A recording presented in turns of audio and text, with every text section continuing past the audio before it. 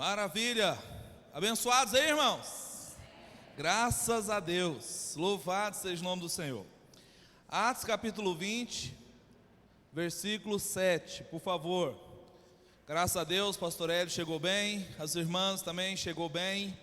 Estamos felizes porque o Eterno cuidou da viagem dos irmãos. Com certeza foi um tempo precioso na presença do Senhor, amém? Coisa boa, Deus é gracioso para conosco. Louvado seja Deus. Atos, capítulo 20, versículo 7 ao 12. Atos dos Apóstolos, capítulo 20, os versículos 7 a 12. Atos, capítulo 20, versículos 7 a 12. Um pouquinho só de retorno para mim, Nivaldo, só um pouquinho, por favor. Aleluia. Encontraram? Diga amém. Aleluia. Diz assim a palavra do Eterno: no primeiro dia da semana, estando nós reunidos com o fim de partir o pão, Paulo, que devia seguir de viagem no dia imediato, exortava-os e prolongou o discurso até a meia-noite. Havia muitas lâmpadas no cenáculo onde estavam reunidos. Um jovem chamado Eutico, que estava sentado numa janela, adormecendo profundamente durante o prolongado discurso de Paulo, vencido pelo sono, caiu do terceiro andar abaixo e foi levantado morto. Descendo, porém, Paulo inclinou-se sobre ele e, abraçando-o, disse: não vos perturbeis, que a vida nele está. Subindo de novo, partiu o pão, comeu, e ainda lhes falou largamente até o romper da alva, e assim partiu. Então conduziram vivo o rapaz, e sentiram-se grandemente confortados. Amém, irmãos? Vamos orar mais uma vez. Espírito Santo de Deus, que por graça e misericórdia, o Senhor envia essa palavra ao nosso coração. Nós cremos que a palavra do Senhor é viva e eficaz, e mesmo que talvez para muitos de nós nada do que for de ser dito hoje aqui seja alguma coisa nova, mas que o Senhor possa gerar em nosso coração um desejo de atitude, de mudança, de um novo tempo na presença do Senhor. Nos abençoe para a honra e glória do Teu nome, em nome de Jesus. Aleluia. Esse texto sempre mexe muito comigo. A gente usa muito para pregar para jovens. Teve um tempo atrás desse, eu trouxe uma reflexão baseado nesse texto aqui num culto de mocidade. Mas esse texto mexe muito comigo porque ele fala de uma realidade espiritual.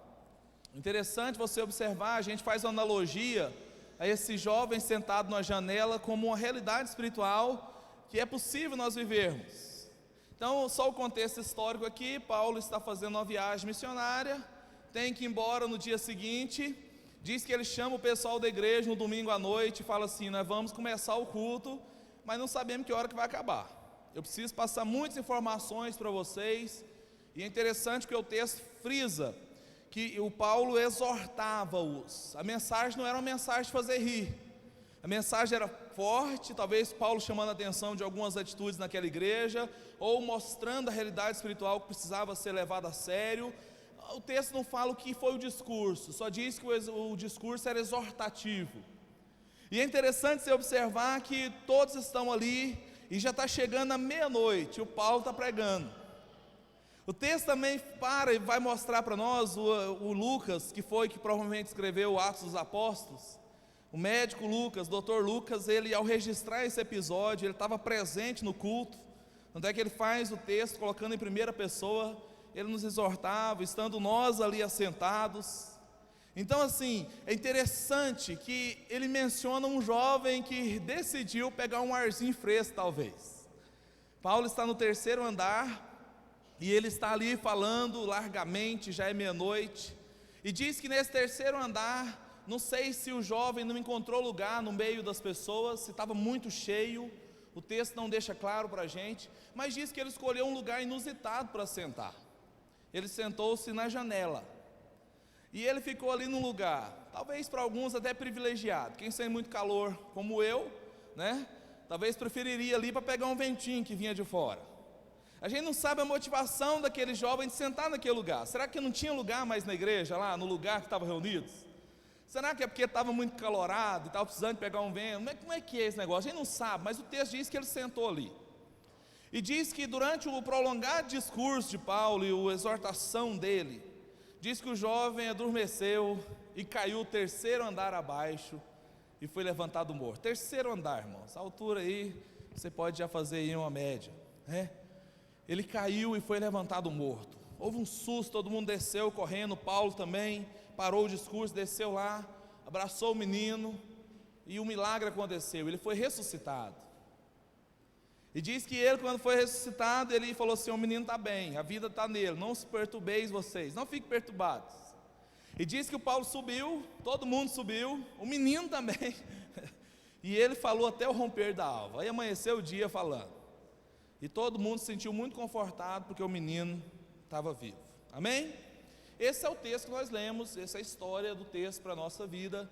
Mas agora a gente quer pensar em algumas atitudes, algumas coisas aqui que chamam a atenção da gente, e algumas aplicações para a nossa alma aqui nessa noite, amém, irmãos? Fala para a pessoa perto de você e assim, ó: Deus tem algo para falar no seu coração aqui nessa noite. Fala para ele. Parece que é chovendo molhado, né? Mas não é. Deus tem algo para falar no seu coração, no meu coração, em nome de Jesus. Abra seu coração, deixa o Espírito Santo de Deus falar com você, aleluia. Uma das coisas interessantes que eu vejo é essa ideia da janela. A janela, ela é um lugar muito interessante. Quantos aqui já viram construções? Eu acho que a maioria já viram aquelas construções antigas, janelas de madeira muito grande, onde se abre as janelas para fora, e você tem ali uma janela larga, paredes com adobe, eram janelas largas, um lugar até mais confortável para sentar. Esse jovem, sendo naquele lugar, ele encontrou um lugarzinho legal para ouvir a mensagem. Por que a janela? É a pergunta que me vem à mente. A janela, ela tem algumas vantagens. Vamos pensar algumas vantagens da janela? Como eu já disse e mencionei, se você é encalorado, na janela tem um ventinho circulando, né? Você pega ali um ventinho. A janela também, para quem gosta eu quer uma visão dupla, ele tem uma visão de dentro e visão de fora. Quem está na janela, ele tem duas visões. Ele tem a visão do culto que está acontecendo, mas ele também tem visão do quê? De tudo que está acontecendo lá fora. Uma das coisas interessantes é que aquele jovem Eutico, com certeza, ele estava observando. O pastor falava um pouquinho de negócio aqui, o apóstolo Paulo, ele dava uma olhada, aí eu vi um barulho, alguém lá na praça caiu de bicicleta na época. E ele dá risada. Eu imagino a cena, o texto conta rápido, isso aqui não está no texto, mas eu gosto de imaginar a cena. E uma maneira de você ler a Bíblia e fixar na sua alma é você imaginar o negócio. Então vamos imaginar o texto hoje, vamos fazer um exercício, tá bom? Aquele jovem, ele estava ali, e eu imagino que ele olhava para fora, dava uma olhada no pessoal lá na praça, o pessoal está negociando, a mãe brigou com o menino lá que saiu correndo antes dela mandar, não sei, ele está percebendo esse movimento todo e também está percebendo o que está acontecendo aqui dentro. Quem está na janela, não está nem dentro e nem fora, concorda? Ele está na linha que divide. Ele não está nem dentro do ambiente, mas ele também não está fora do ambiente. A janela é um lugar cômodo para essa pessoa que não quer muito se envolver plenamente com o que está acontecendo dentro. Ele também não está envolvido completamente com o que está acontecendo lá fora, porque de vez em quando Paulo dá um grito lá e ele dá uma olhada. Então ele tem acesso aos dois ambientes. Mas o problema da janela, queridos irmãos, é que a janela, quem fica na janela, a tendência é pender mais para fora. A tendência é ser encantado mais pelo que está lá fora. Sabe por que eu sei disso? Porque o texto diz que ele dormiu. Mas se ele estivesse dormindo, observando o que só o Paulo estava falando, ele tinha dormido mais pendido para dentro. Ele ia cair talvez 1 metro de altura, para dentro do cenáculo. Ia ser um barulho, todo mundo ia ficar olhando, dar risada, alguns iam fazer até piadinha. Mas diz que ele dormiu e caiu para onde? Por que você acha que ele caiu para fora? Ele caiu para fora por quê? Porque ele estava mais do que pendido para fora. Você concorda com o que eu estou dizendo? Se ele tivesse atento e fixado lá dentro, talvez o sono veio porque tinha trabalhado muito durante o dia, talvez o sono veio como alguns irmãos que eu sei que lutam muito, semana toda, aí chega na hora da igreja, a voz do pastor, nossa voz parece que é doce, né?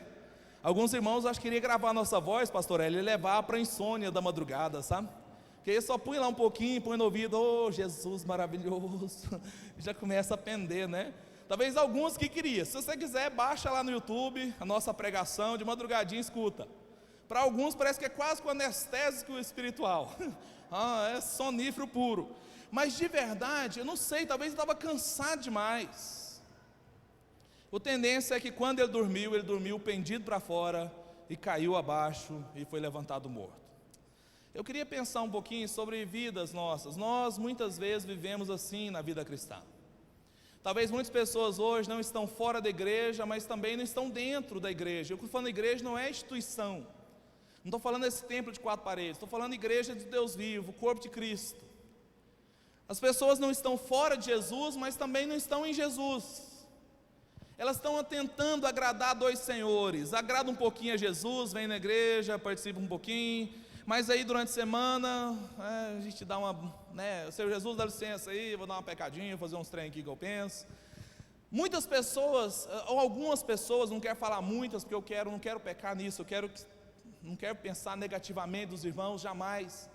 Então eu quero pensar assim, que alguns irmãos talvez vivem uma vida dupla, uma vida de alguém que não está definido espiritualmente ainda. Ele está na janela da vida cristã, ele não está nem dentro e nem fora.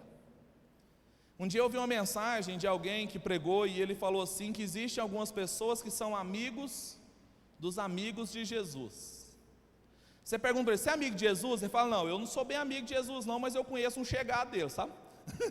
Conhece gente assim? Tem gente que não é amiga de Jesus, são amigos de alguns amigos de Jesus. Então ele fala assim, você conhece Jesus? Eu particularmente conheço pouco, mas tem um amigo meu que ele é ele é crente. Será que você é esse amigo ou você é esse que fala assim? Será que você tem tanta intimidade com Jesus a ponto de alguém um dia te colocar como referência, falar assim, olha, eu não conheço muito Jesus não, mas eu conheço um fulano na minha igreja, que aquele ali eu tenho certeza que ele esteve com Jesus, porque ele é muito chegado de Jesus, ele é amigo de Jesus. E se você não se encontra nessa situação, nesse patamar de vida cristã, eu queria chamar a sua atenção nessa noite para que a gente pudesse viver assim, que a gente pudesse buscar no Senhor o direito de sermos conhecidos dEle, e podermos chegar mais perto de Jesus, andar perto de Jesus, e decidir hoje aqui, em nome de Jesus, caminhar perto dEle, para a glória dEle e o louvor dEle, amém irmãos? Esse é um desejo do meu coração, e com certeza o desejo do coração do Senhor. Quando a gente vai ler Apocalipse, você vê um texto muito parecido com esse. Quem lembra aí, para citar? Vamos lá? Só cite cada vez para não tumultuar muito. Só lembra o texto. Alguém? Você não é frio e nem quente. Não parece com essa história aqui da janela? Você não é frio e nem quente. A igreja cristã de Laodiceia, ou a igreja evangélica lá em Laodiceia, era uma igreja conhecida por ser uma igreja morna. Ela não era uma igreja nem fria, nem quente. Não era uma igreja que não fazia as coisas de Deus, mas também não era uma igreja que vivia exclusivamente para Deus. Era uma igreja que estava na janela, não estava definida ainda. Só que a palavra de Deus é muito dura para aquela igreja. Vocês se lembram da palavra de Deus? A palavra de Jesus para aquela igreja? Porque vocês não é frio e nem quente, e porque és morno, eu estou a ponto de quê? De vomitar vocês da minha boca. Que palavra dura que Jesus falou para aquela igreja. Mas é porque o Eterno quer que nós tomemos uma decisão, uma posição a respeito da vontade dEle, da obra dEle e da pessoa dEle na nossa vida, amém irmãos? O Eterno quer nos chamar para assumirmos um compromisso de vida cristã verdadeira e genuína. Nós não podemos mais viver uma vida dupla. Nós fomos chamados para ser servos de Jesus, discípulos de Jesus. E o discípulo de Jesus, uma das características dele é transparecer a luz de Cristo aonde ele estiver, amém? E é 24 horas por dia, 7 dias por semana. Não tem um dia de folga não, irmão. Senhor Jesus, tal dia é o dia que eu tiro para mim. Os outros dias eu posso até testemunhar um pouquinho, mas esse dia é dia de folga. Não existe para nós cristãos. Nós somos servos de Jesus, amados de Jesus, e somos luz de Cristo, a luz do mundo, o sal da terra, 24 horas por dia, 7 dias por semana. Aleluia. Nós somos chamados para isso. Aquele texto ali, aquele jovem me ensina, porque ele me mostra que a janela não é um ambiente para a gente estar. Jesus nos chama a atenção dizendo: vocês não podem ser morno, antes vocês fossem frio ou quente. Jesus chegou a dizer para aquela igreja que era melhor se eles não fossem nada, se não existisse, porque ou eles assumiam um papel de ser crente ou não, um papel de ser perseverante e fiel ou não. Mas ele dá uma chance para aquela igreja, e ele fala: mas vocês podem se arrepender, vocês podem mudar de vida, vocês podem voltar, vocês podem recomeçar, vocês podem me escolher, vocês podem caminhar comigo. E ele tem possibilidade de pressão na palavra sobre a nossa vida aqui nessa noite, aleluia. Então esse texto, eu queria caminhar aqui, esse texto mostra para nós que a janela é um lugar que parece que no primeiro momento é legal, mas a consequência da janela ela é muito desastrosa. Quantas pessoas hoje dentro da igreja estão vivendo nessa indecisão espiritual? Você é crente, irmão? Não, eu vou na igreja. E hoje eu quero que os irmãos que por um acaso estão assim congregando na igreja não sintam ofendidos por essa palavra que eu estou dizendo. Eu queria motivar você a ter convicção no seu coração nessa noite, todos os irmãos aqui presentes, que a minha palavra é para te incentivar a escolher caminhar com Jesus, porque é incomparavelmente melhor. A indecisão nossa só prejudica a gente mesmo. Se você e eu tomar uma posição de andar perto de Jesus hoje e caminhar com Ele para sempre, você não perde com isso, você só ganha com esse negócio. Você acredita nisso? Diga amém. É palavra de Deus para a nossa vida. Deus quer que nós assumamos um compromisso com Ele. Venhamos assumir um compromisso de fidelidade a Ele, e a recompensa vem. Se não vier nessa terra, vem na eternidade. Tem promessa de Deus para a nossa vida, se nós nos voltarmos inteiramente para o Senhor. Eu fico olhando porque hoje nós vivemos uma realidade espiritual de muito nominalismo cristão. Pessoas se dizem crentes, pessoas vão à igreja, mas o coração está vazio de Jesus, ainda não tomaram a decisão por Jesus genuína, ainda não tiveram a experiência do encontro real e verdadeiro com o Senhor. E aí nós que já encontramos com Jesus, nós que temos convicção da nossa salvação, não por orgulho nós falamos assim, mas porque o Espírito Santo testifica com o nosso espírito que nós somos filhos de Deus. Nós que já estamos na posição de alguém que entendeu esse princípio, precisamos ter compaixão e orar por vidas que estão indecisas na vida cristã. Nós como igreja não podemos deixar isso para lá. Não, o importante é eu estar bem, minha família está bem na igreja, os demais não estão muito bem, mas o importante, não gente, nós precisamos interessar pela causa do outro. Essa palavra vai chamar a nossa atenção para isso também. O que me encanta não é a queda do rapaz, o que mexe com a gente, o texto não frisa, não é a janela. O que o texto quer mostrar para nós é que tem possibilidade de salvação para a gente. Porque o Paulo, quando o menino caiu o terceiro andar abaixo, foi levantado morto, o Paulo estava ali. O Paulo não deixou ele morto. O Paulo podia ter dito assim: ó, gente, vocês viram aqui? O menino dormiu durante a mensagem, não estava prestando atenção no culto não, irmãos. Esse menino aqui, ó, estou pregando, ele estava olhando para fora o tempo todo. Eu fiquei dando umas olhadas para ele. Já viu assim, quando a pessoa dá uma olhada assim, aquele olhar? O homem que é casado já conhece o olhar da mulher, né? Tem um olhar da mulher que ela é próprio, né? É aquele olhar assim que ela já te... A mãe também fica, cadê os filhos lá atrás? Cadê os meninos? Tem um olhar do pai e da mãe que você já sabe que o negócio é fria. Vai vir, né? Vai vir paulada. Mas é assim, o Paulo podia ter chegado e dito assim: gente, eu tentei chamar a atenção desse menino, mas ele não deu atenção. Então viu a consequência, irmão? Vocês viram a consequência de alguém que não ouve a palavra de Deus, que não dá? Paulo podia ter usado esse método, mas Paulo não quis fazer isso. A intenção do Paulo não era disciplinar aquela igreja mostrando isso. Então não é que nosso coração também não pode ser assim. Sabe o que me assusta na igreja? Preste atenção aqui comigo. Sabe o que me assusta dentro da igreja? É quando o irmão nosso de fé cai, e ao invés de nós chorarmos a queda do irmão, nós até dizemos assim: ah, também eu sabia que ia dar nisso mesmo, aquele irmão não estava com nada não, que era só mentira, pastor, que era só enganação. Nós vemos o irmão de fé nosso cair na fé, e ao invés de nós ir lá acudir, nós às vezes colocamos mais peso, dizendo assim: ah, eu sabia que não ia dar em nada não, aquilo ali era só fogo de palha. Converteu não, pastor? Aquele não era convertido não, era convencido só. Quem somos nós para mostrar essa atitude tão de indiferença para com o próximo? Jesus nos chama para buscar o perdido. Jesus veio com essa missão no mundo. Filho do homem veio buscar e salvar o perdido. Um dia, os discípulos, as pessoas perto de Jesus, falaram assim: Jesus, mas você só fica com pecador, o senhor come pecador, bebe com pecador. Ele falou: olha, os sãos não precisam de médico, e sim os doentes. Eu não vim chamar justos, eu vim chamar pecadores ao arrependimento. Amém, irmãos? A igreja foi chamada para se interessar e se compadecer das pessoas que estão indecisas na vida cristã. Pessoas perto de você, na sua família, que você tenha orado, falado assim: Senhor, mas não converte não, que não tem jeito mais não.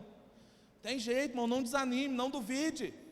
O Espírito Santo do Senhor pode manifestar graça nessa noite, a salvação pode alcançar nossa família. Você crê e diz amém? Amém. Gente, o Paulo estava ali, ensinou uma lição preciosa. Ao invés de chamar a atenção do povo, falar assim: vocês viram a consequência de quem dorme aqui? Ele não fez isso, ele foi lá, pegou o menino, ressuscitou o menino. Gente, não fica perturbado não, gente boa. Deu um sorrisão, o menino está vivo, aqui ó, está sustância. Meu filho, vamos lá, vamos voltar para o culto. Aleluia, diga amém. Eu fico imaginando, porque diz que ele subiu e todo mundo consolado e confortado. Diz que a mensagem do Paulo até o romper da alva, o dia amanheceu e o Paulo está ali falando. Você acha que o menino dormiu no culto agora? Como é que você acha que o menino ficou agora? Lá no primeiro banco, assim para o Paulo. Ele não dorme mais de jeito nenhum. Ele entendeu a verdade espiritual. Nós também compreendemos que Deus nos chama e Deus quer nos despertar. A palavra do Senhor diz: desperta, ó tu que dormes, desperta. Nós temos o chamado sono espiritual. Muita gente, ou algumas pessoas hoje, estão vivendo sono espiritual. Não é esse sono físico. Talvez você venha para a igreja, como eu te disse, aquilo do seu coração aquieta, sua mente aquieta. Talvez venha um sono no seu físico. O sono do físico, o cansaço, você tem trabalhado muito. Talvez você tenha passado lutas de tempos difíceis, nem consegui dormir à noite, tem passado tempos. Você precisa orar ao Senhor: Senhor, eu quero ficar despertado da igreja. É uma hora e meia de culto, eu quero ter atenção no Senhor, eu quero poder entender, eu quero viver, eu quero experimentar isso. E aí a gente precisa pedir isso. Mas o sono espiritual que é o perigo. Esse sono físico, um cutucãozinho do irmão, um amém mais forte, né, uma risadinha, o irmão, né, a gente acorda, mas o sono espiritual precisa de uma atitude minha e sua. E muitas vezes sozinho a pessoa não desperta do sono espiritual. Precisa de ajuda. Precisa de apóstolos Paulos, precisa de homens e mulheres de Deus, que vai lá, ajoelha, abraça e diz: eu vou te ajudar, eu vou te ajudar. Amém, irmãos? Nós precisamos interessar pelos eúticos que estão aí, talvez até mortos, talvez já morreu espiritualmente falando. Todos nós temos amigos que já foram de igreja, que já estiveram no ambiente da igreja, e que hoje estão afastados do caminho do Senhor, que hoje estão distantes de Jesus. E qual é a sua posição diante disso, meu irmão, minha irmã? Quando você se lembra daquele fulano, daquela fulana que eram homens e mulheres na igreja, tinham alegria, mas perderam isso, talvez por eu não sei o que, mas desanimar da fé. Qual tem sido a sua posição e a minha diante dessa situação? Será que nós nos interessamos a ponto de dizer assim: eu vou atrás desse irmão, eu vou atrás dessa irmã, eu vou ver se precisa de alguma coisa? Eu vou orar incansavelmente para que Deus restabeleça a alegria da salvação no coração desse irmão e dessa irmã. Será que nós temos feito isso? Ou será que nós, quando oramos, oramos por nós mesmos e só pela gente? Certa feita, numa prova do Enem, o rapaz colocou assim: nós precisamos parar de ser egoístas e pensar mais só em nós mesmos. Não adiantou nada, né? Precisamos parar de ser egoístas e pensar mais só em nós mesmos. Ele manteve o egoísmo, não tem jeito. Nós precisamos parar de ser egoísta e pensar mais no próximo. Amém, irmãos? Se você pegar os uns aos outros na Bíblia, uns pelos outros, orai uns pelos outros, orai, exortai uns aos outros, amai uns aos outros, edificai uns aos outros, tantos uns aos outros, porque a Bíblia, a vida cristã não é só eu e eu mesmo. Não é só eu e minha família, a vida cristã é a comunidade, e nós somos parte, nós somos a voz de Deus nessa comunidade, para despertar os eúticos que estão dormindo por aí. Amém, irmãos? Aí você olha assim e fala assim: pastor, mas você não conhece os eúticos que eu tenho lá em casa. Não tem jeito aqui lá não. Não olha para a vida cristã, fala mal de todos e de todos. não acreditam em Jesus. Irmão, quanto mais difícil para nós, parece que é. Eu tenho convicção que se nós nos prostrarmos diante do Senhor, o Espírito Santo de Deus quebranta o coração endurecido, e a glória de Deus muda o quadro dessas vidas. Amém, irmãos? Só para relembrar um texto, eu quero caminhar para concluir. Tem um texto lá em Ezequiel, capítulo 37, o vale de ossos secos, vocês lembram? Vou só mencionar a história, se você quiser abrir, fica à vontade, mas não precisa abrir, se você não quiser. Ezequiel 37 mostra o vale de ossos secos. O vale de ossos secos me traz no coração alegria quando eu vejo aquele texto. Não pelo texto em si. O texto em si é até meio chocante. Diz que o Ezequiel teve uma visão, Deus o levou em visão e o colocou num vale chamado Vale de Ossos Secos. Era onde que punha o cemitério dos guerreiros, o cemitério de guerra. Não tem como furar buraco para encaixar todo mundo. Então eles jogam, fazem um buraco grande e jogam os corpos ali e viram um amontoado de ossos. Esses são os restos mortais de guerreiros que estão ali, secos, sem vida, infrutíferos. E aí então, diz que o Espírito Santo levou Ezequiel lá e Deus pergunta: Ezequiel, por acaso esses ossos poderão tornar a viver? Por acaso esses ossos poderão ter vida novamente? Irmãos, humanamente falando é impossível, fala a verdade. Você vai lá no cemitério, a gente vê lá os ossos, não tem jeito. Humanamente falando era impossível. O Ezequiel falou assim: Senhor Deus, o Senhor sabe de todas as coisas. Ele falou assim: eu sei mesmo. Então profetiza, Ezequiel. Profetiza e diz assim: assim diz o Senhor, ossos secos, ouvi a palavra do Senhor. E interessante porque Deus ali, Ele usou a boca do profeta. E quando o profeta começou a profetizar, diz que os ossos começaram a se juntar, cada osso ao seu osso. E em seguida veio tendões, veio carne, pele, e eles se colocaram um exército sobremaneira de pé. Mas contudo não havia vida neles. E Deus pergunta de novo: Ezequiel, ele não foi a pergunta, ele fala: Ezequiel, profetiza o Espírito para que venha dos quatro cantos e entram nele para que vivam. E disse: naquele momento Ezequiel profetizou e o Espírito Santo veio sobre eles e tornaram-se ser vivente. Aleluia! Por que eu te falo que esse texto é maravilhoso? Porque quando eu penso que não tem mais jeito na minha vida, na minha família, Deus pode usar a nossa vida para profetizar a manifestação da glória de Deus no meio da nossa casa e ser restabelecido toda e qualquer situação que tenha afligido a nossa alma, que tenha desesperançado o seu coração. Amém, irmão? Você crê nisso?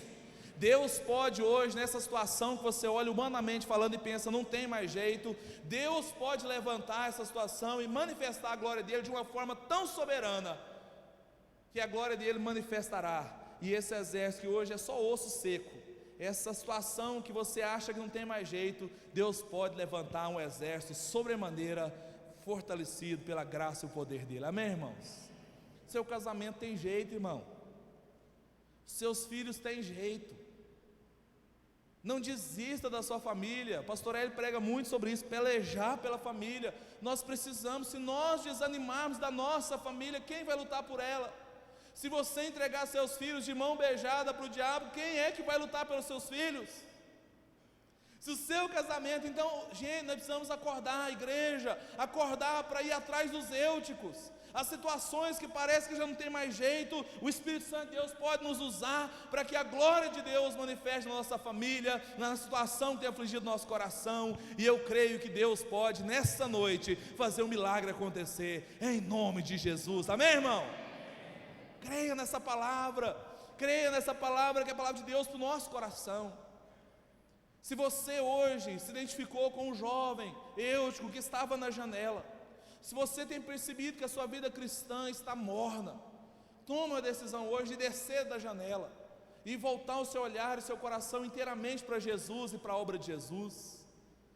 Mas se você já está lá dentro, participando ativamente do culto, quando acontecer algo, você está vendo os eúticos na janela, alguns que já estão caídos no chão, toma a decisão essa semana de ir atrás de pelo menos uma pessoa que você está sentindo falta aqui na igreja, irmão. Toma a decisão no seu coração, amém? Você pode fazer isso nessa noite? Tomar uma decisão assim?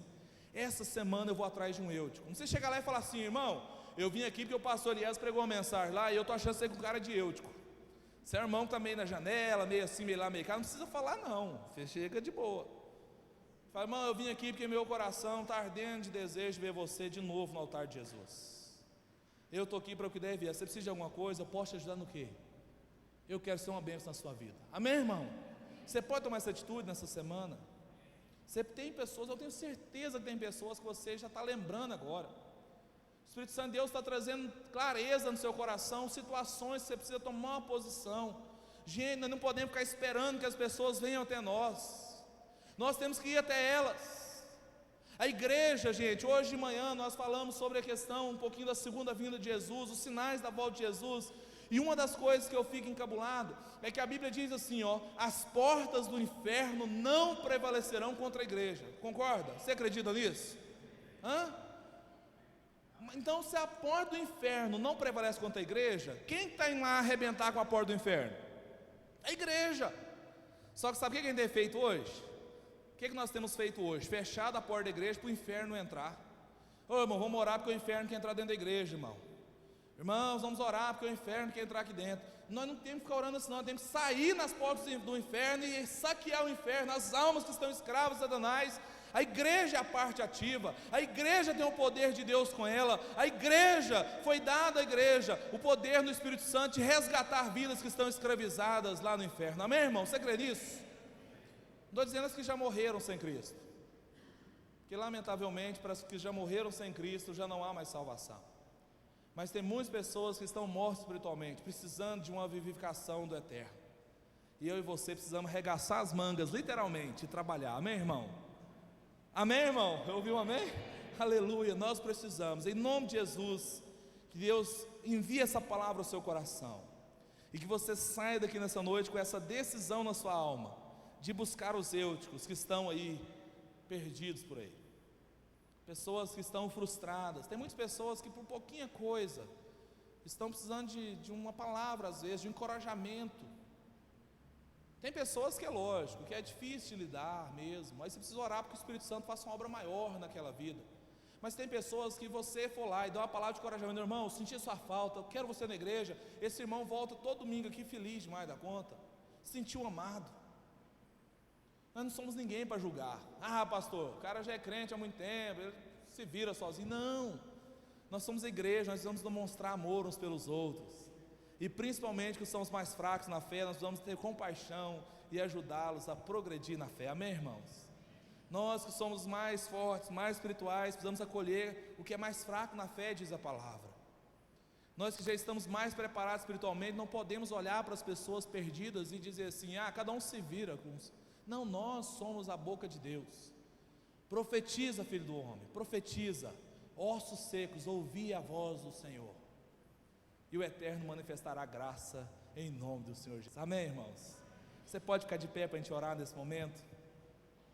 Queria orar por você, queria orar pela sua família. Que o Espírito Santo de Deus possa encaminhar essa palavra na sua alma. Se você é o eútico da janela aqui nessa noite, toma a decisão de andar mais perto de Jesus. Sai da janela, volte a olhar para Jesus, pula para o lado de dentro. Historinha conhecidíssima, mas vou repeti-la, talvez alguém ainda não ouviu, ou se você já ouviu, você vai relembrá-la. Certa feita, num lugar, estava lá um homem em cima de um muro. Diz que de um lado estava Satanás com seus demônios, do outro lado Jesus e os anjos. E sempre os anjos, Jesus convidando aquele homem, os crentes estavam ali, chamando aquele homem para descer do muro e passar para o lado de Jesus. Vamos vir para cá, meu filho, vamos desfrutar aqui da nossa comunhão, da alegria de estarmos juntos. Aquele homem ficava sobre o muro. Satanás não nem dá o moral, os diabos também nada, ninguém.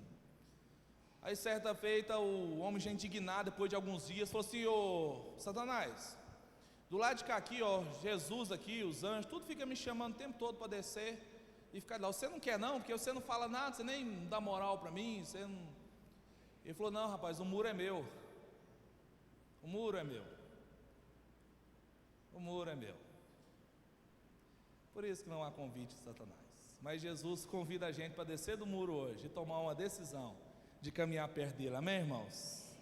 Eu creio nessa palavra. Toma essa decisão de descer do muro hoje. Toma essa decisão de caminhar perto de Jesus. Toma essa decisão, feche seus olhos, comece a orar pela igreja, comece a orar uns pelos outros, a pedir a Deus que por graça e misericórdia.